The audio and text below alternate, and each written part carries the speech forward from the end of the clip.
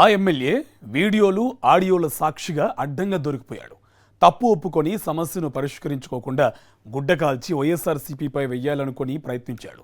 ఆ దుర్మార్గ కుట్ర కూడా రివర్స్ అయింది. దాంతో వివాదాల నుంచి బయటపడేందుకు మరో కుట్రకు తెగబడుతున్నాడు.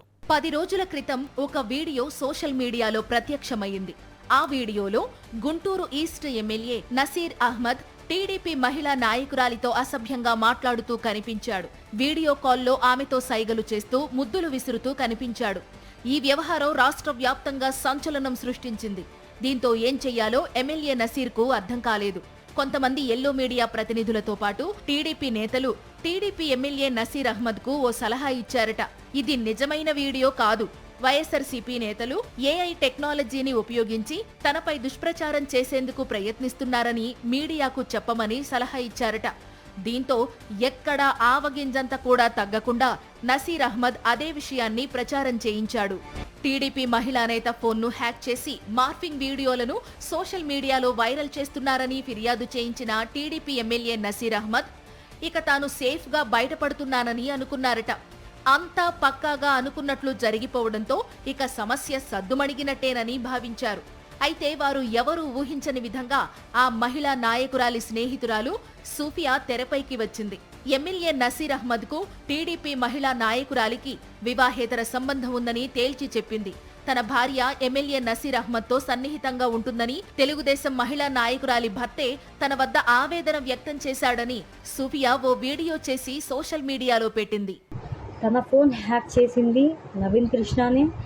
ఆ హ్యాక్ చేసిన ఫోన్ కూడా నవీన్ కృష్ణ ఫోన్తోనే హ్యాక్ చేసుకొని తనే మాట్లాడుకొని తనే చూసుకొని తనే హ్యాక్ చేసి తనే రికార్డ్ చేసి తనే మెసేజ్లు చూసి అన్నీ తనే పెట్టాడు. పోస్ట్ చేసింది కూడా తనే, గ్రూప్లో పోస్ట్ చేసింది కూడా తనే. మహిళా నేత భర్తే తన భార్య ఫోన్ హ్యాక్ చేసి ఎమ్మెల్యే నసీర్ అహ్మద్ తో తన భార్య వీడియో కాల్ మాట్లాడిన వీడియోలు, చాటింగ్లు మొత్తం తెలుసుకున్నాడనేది సూఫియా విడుదల చేసిన వీడియో సారాంశం. ఈ నిజాలన్నీ తాను ఎమ్మెల్యే నసీర్ కు చెప్పానని సూఫియా చెబుతోంది. అయితే నసీర్ ఈ వ్యవహారం నుంచి బయటపడడానికి మరో కొత్త ప్లాన్ వేశాడని సమాచారం. 2 రోజులు సమయం ఇస్తే అంతా సెట్ చేస్తానని సూఫియా నోరు మూయించాడట.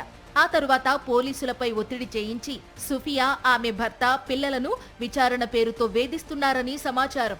ఎమ్మెల్యే నసీర్ తెలుగుదేశం మహిళా నేతతో మాట్లాడే వీడియోను సోషల్ మీడియాకు లీక్ చేసింది సూఫియానే అంటూ ఆమెపై కేసు నమోదు చేయించారు. ఎమ్మెల్యే నసీర్ అహ్మద్, ఆయనతో సంభాషణలు చేసిన టీడీపీ మహిళా నేతను, ఆమె భర్తను విచారించాల్సిన పోలీసులు ఆ పని చేయడం లేదు. అధికార టీడీపీ పెద్దల ఒత్తిడి మేరకు ఎమ్మెల్యేను కాపాడుతున్నారనే ప్రచారం జరుగుతోంది. ఎమ్మెల్యే నసీర్, మహిళా నేత సంభాషణ ఉన్న ఆ వీడియో ఒరిజినల్ అవునా కాదా అన్న విషయాన్ని పోలీసులు తేల్చడం లేదు. వాస్తవాలు బయట పెడుతున్న సూఫియాను బలిపశువును చేయడానికి ప్రయత్నిస్తున్నారనే చర్చ జరుగుతోంది.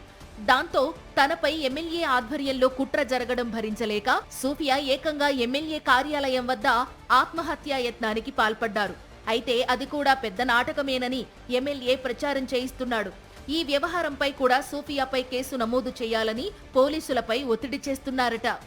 వాస్తవానికి ఎమ్మెల్యేకు మహిళా నాయకురాలికి మధ్య సంబంధంపై పోలీసులు తమ విచారణ కొనసాగించాలి.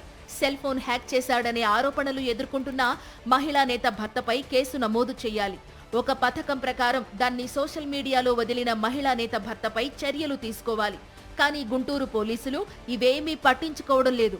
కేవలం ఓ అభాగ్యురాలిని కేసులో ఇరికించి ఇబ్బందులకు గురిచేసేందుకు చేస్తున్న ప్రయత్నాలను గుంటూరు ప్రజలు చీదరించుకుంటున్నట్టు సమాచారం.